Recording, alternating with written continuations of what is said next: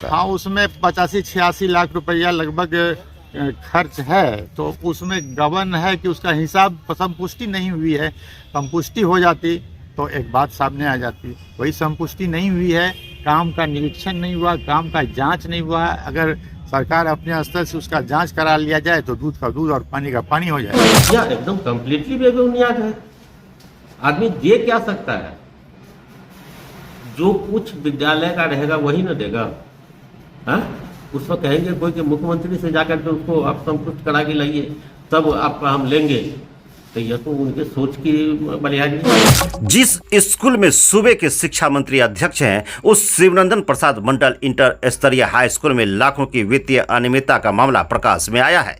मामला प्रकाश में आने के बाद पूरे एजुकेशन सिस्टम में खलबली मच गई है। इस मामले में जिला शिक्षा पदाधिकारी जयशंकर प्रसाद ठाकुर के निर्देश के बाद वर्तमान प्रभारी एचएम शकील अहमद पूर्व एचएम डॉक्टर संतोष कुमार के खिलाफ सदर थाना में आवेदन देने जा रहे हैं। मालूम हो कि पूर्व एचएम डॉक्टर संतोष कुमार पर वर्तमान प्रभारी एचएम शकील अहमद ने सेवानिवृत्ति के बाद से अभी तक वित्तीय चार्ज नहीं देने तथा अपने कार्यकाल में राशि निकासी का हिसाब नहीं देने का आरोप लगाते हुए डीईओ को पूर्व में आवेदन दिया है, जिसके बाद डीईओ ने पत्रांक 662/1623 में स्कूल की राशि के अनियमितता का आरोप डॉक्टर संतोष कुमार पर लगाते हुए कानूनी कार्रवाई करने का निर्देश प्रभारी एचएम शकील अहमद को दिया है। वहीं विद्यालय समिति की बैठक में पूरे एचएम के दिए गए साक्ष्य व कागजात पर स्कूल के अध्यक्ष शिक्षा मंत्री के अलावा कुछ सदस्यों के हस्ताक्षर नहीं करने से मामला और गर्मा गया है। हालांकि लोगों ने कहा कि पूरा मामला जांच का विषय है। दूसरी ओर प्रभारी एचएम का आरोप है कि 31 मार्च 2023 को पूर्व एचएम डॉक्टर संतोष कुमार सेवानिवृत्त हो गए,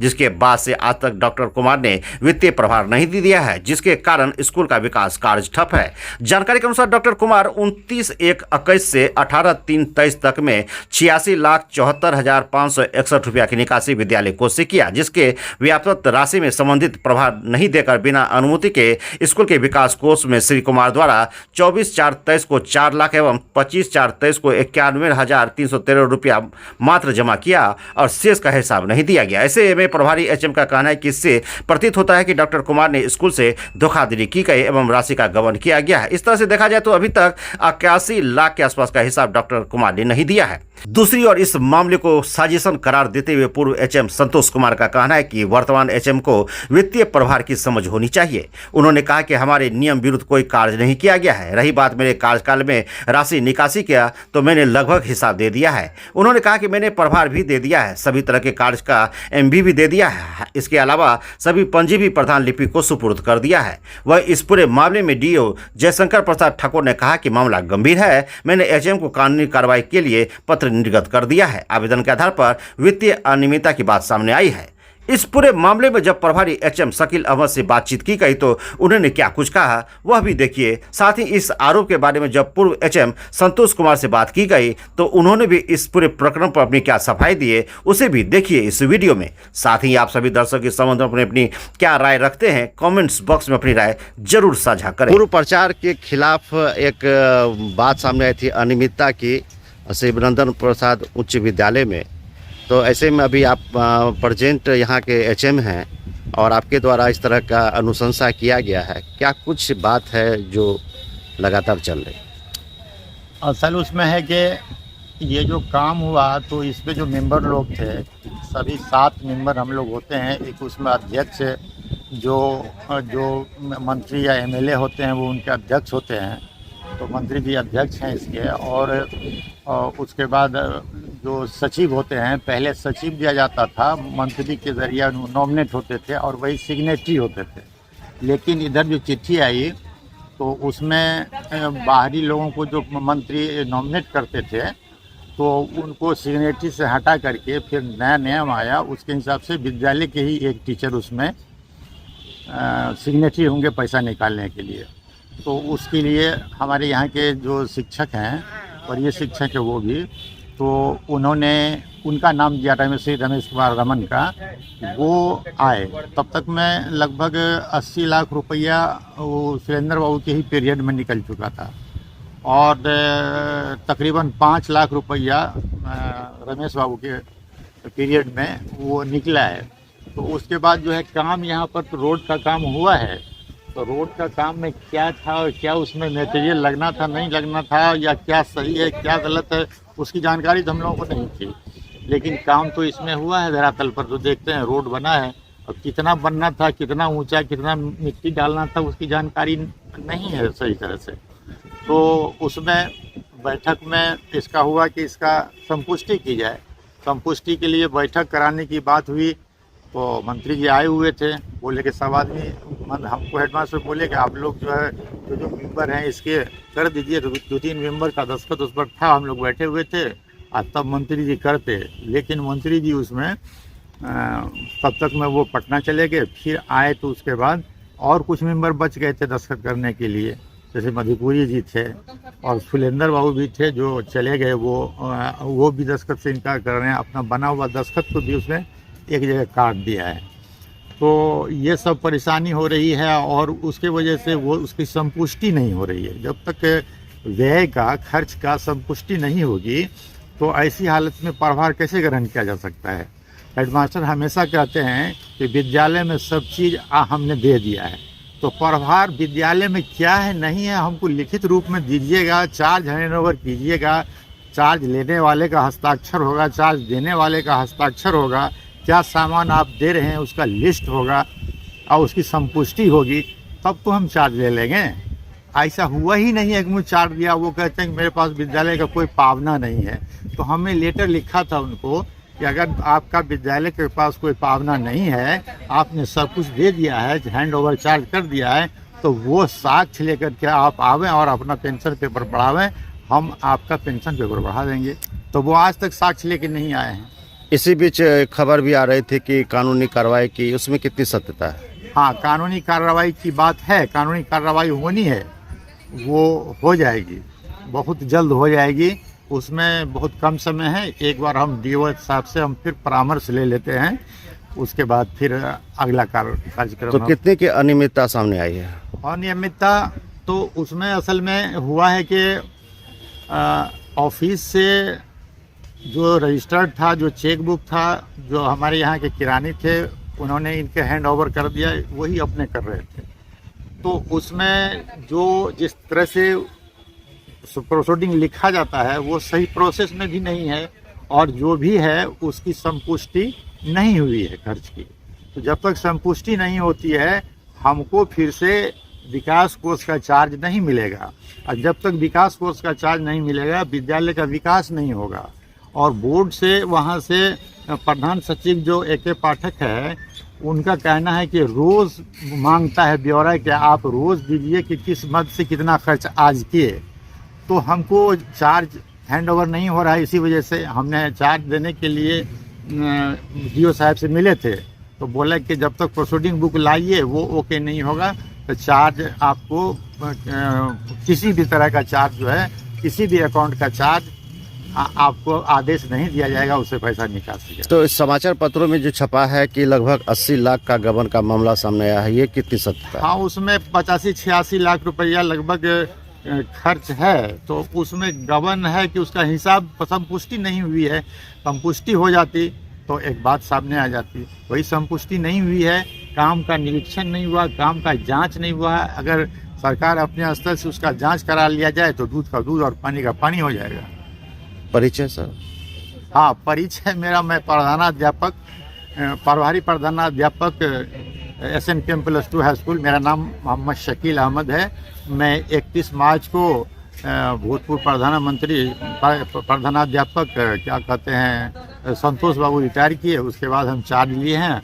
और यही अप्रैल से अब तक जो परिवर्तन आप देख रहे हैं वो आपके सामने है। आपने तमाम कुछ गली कूचा घूम के देखा, उसकी क्या स्थिति थी और अब क्या है वो आप ही बता सकते हैं, मैं तो नहीं करता। आपके ऊपर अनियमितता का आरोप जो है अभी प्रभारी प्रधानाध्यापक शकील अहमद के द्वारा लगाया जा रहा है, कितनी सच्चाई है और क्या कहना चाहिए?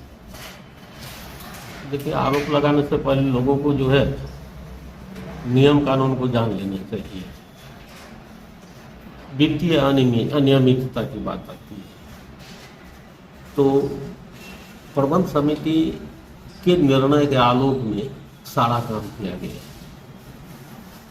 जिस संदर्भ में सेवानिवृत्ति के बाद जब जिनको मैंने प्रभार दिया उनको सारा पेपर देते मैं परेशान हो गया आज कल वह बरसों तरसों करते करते हम प्रभार में क्या, हमारे पास जो रहे, और आप देख रहे हैं कि ये प्रभार प्रतिवेदन बना हुआ है, इसमें सारा चीज दिया हुआ है, मेरा भी दस्तखत है, बड़ाओ का दस्तखत है, बड़ाओ मिला करके सब यह तैयार किए हैं, वो नहीं ले रहे हैं। अब उनके पीछे क्या मंशा है तो वही बतलाएंगे ना, मैं तो नहीं बतला सकता हूँ। इन्होंने जब जब भी ये दिया है, सबसे पहले जो है 6 तारीख को इन्होंने दिया, उसके आलोक में जब जितनी बात इन्होंने बतलाया, उस आलोक में हम एक जवाब बना करके दिए। उसके बाद जो है कि उसमें हमने कहा कि मैं इस पत्र को आप सचिव के पाठक को भी मैं फॉरवर्ड कर देता हूँ, तो मना किया गया कि उसको मत फॉरवर्ड करिए, तो मैं फॉरवर्ड नहीं किया उस लेटर को। उसके बाद पुनः 22/7 के डेट में जो है एक पत्र दिया जाता है कि जो हमको 25 तारीख को मिला है, और उसमें उन्होंने जिक्र किया है कि साक्ष्य दिखाने का प्रयास करें। आज विद्यालय का इतना कार्य है, हो रहा है, उसमें जितना भी चीज उन्होंने प्राप्त किया है, एक भी चीज का उन्होंने रिसीविंग आज तक दिया है? सारा काम हो रहा है विद्यालय में, ये अनावश्यक रूप से प्रताड़ित करने के लिए। इसी पत्र के आलोक में जिला शिक्षा पदाधिकारी महोदय के द्वारा भी एक पत्र मुझे दिया गया था,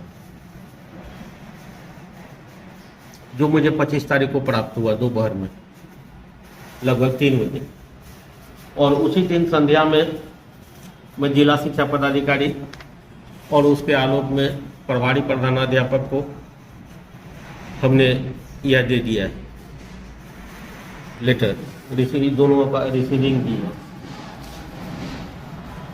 इनका कहना है कि किए गए खर्च की संपुष्टि नहीं हुई है, तो बैठक होगी तब न संपुष्टि होगी। जितना मेरे पास है वह तमाम चीज हम इनको दे दिया है। मेरे पास उनका वीडियो रिकॉर्डिंग भी है, मैंने जो उनको दिया है, उनको सब बात बतलाया है, वह वीडियो रिकॉर्डिंग भी मेरे पास में है। और ये जो प्रतिवेदन प्रभार का जो दिया गया था, नहीं कर रहे हैं दस्तखत, हम इसमें कौन चीज उठा करके अब इनको देंगे? अगर संपुष्टि नहीं हुई है, मेरे कार्यकाल में संपुष्टि नहीं हुई है, हमने प्रयास किया है कि जो हमारे प्रेसिडिंग बुक में है लिखा हुआ, तो जब बैठक होगी तो जो अभी चेयर पर है वो संपुष्ट कराएंगे। और उसके चलते मेरा पेंशन प्रपत्र को नहीं बढ़ाया जा रहा है।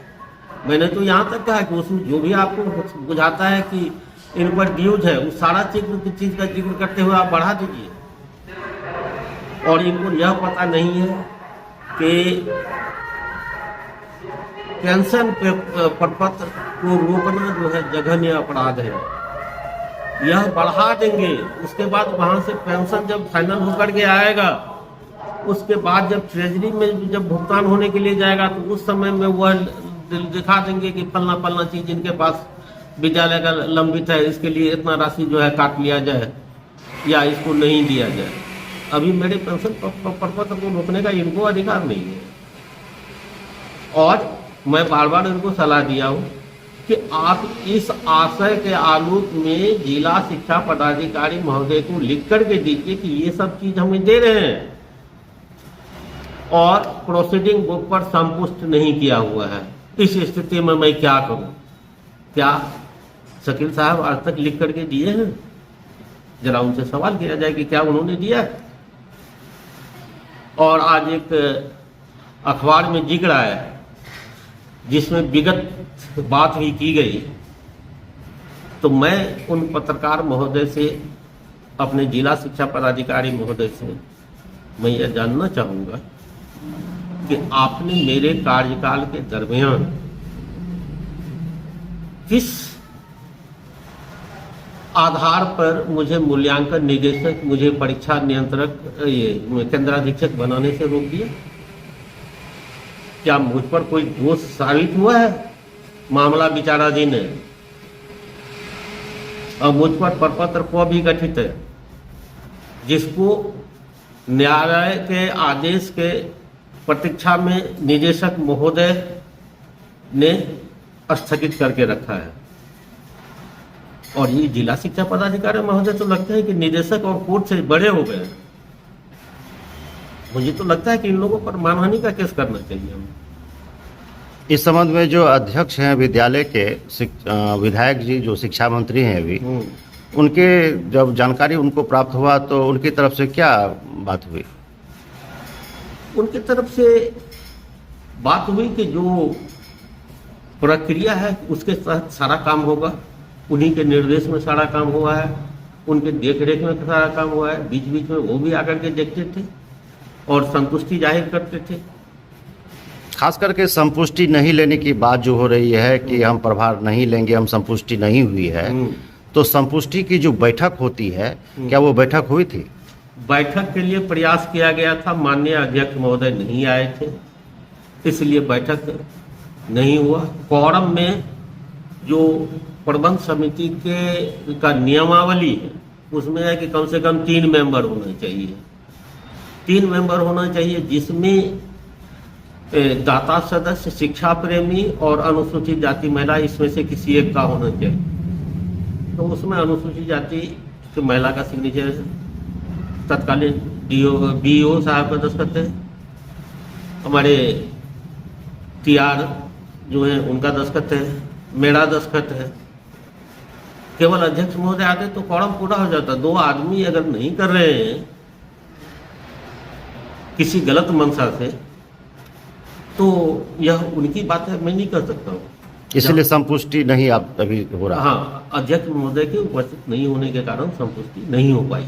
तो ऐसे सूरत हाल में जो भी प्रभारी प्रधानाध्यापक है उनके द्वारा क्या उनको ये जानकारी प्राप्त नहीं है कि जो संपुष्टि तब हो सकती है जब वहाँ पर अध्यक्ष रहेंगे? देखिए, हमारे प्रभारी प्रधान महोदय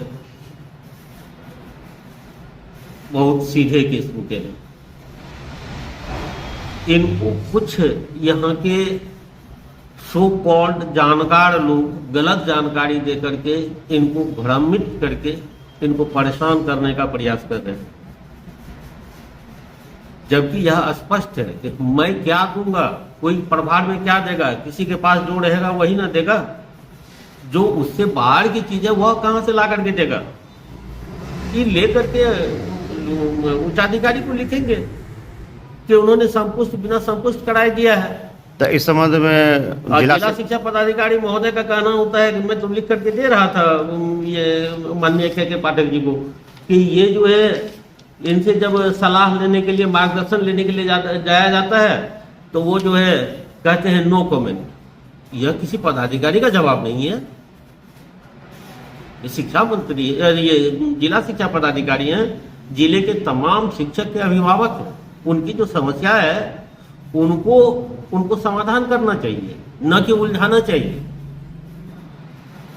तो इस बिना पर जो आप पर आरोपित जो किया जा रहा है तो क्या मानते हैं, वो सही है या गलत है? हमारा सारा कार्य सरजमीन पर जाकर के लोग देख सकते हैं।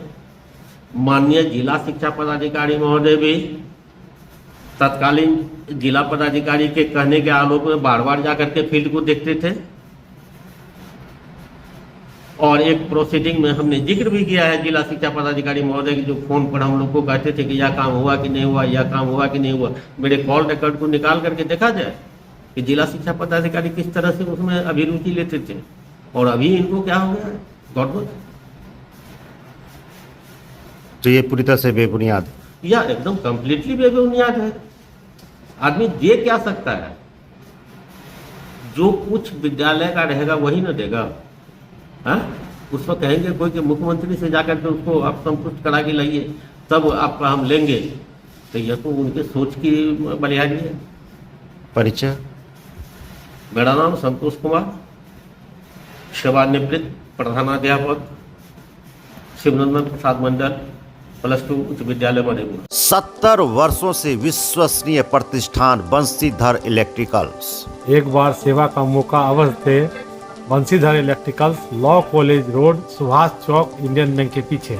अगर आप अपने दांत को रखना चाहते हैं स्वस्थ तो 2 बार ब्रश करें, सुबह और रात में खाने के बाद।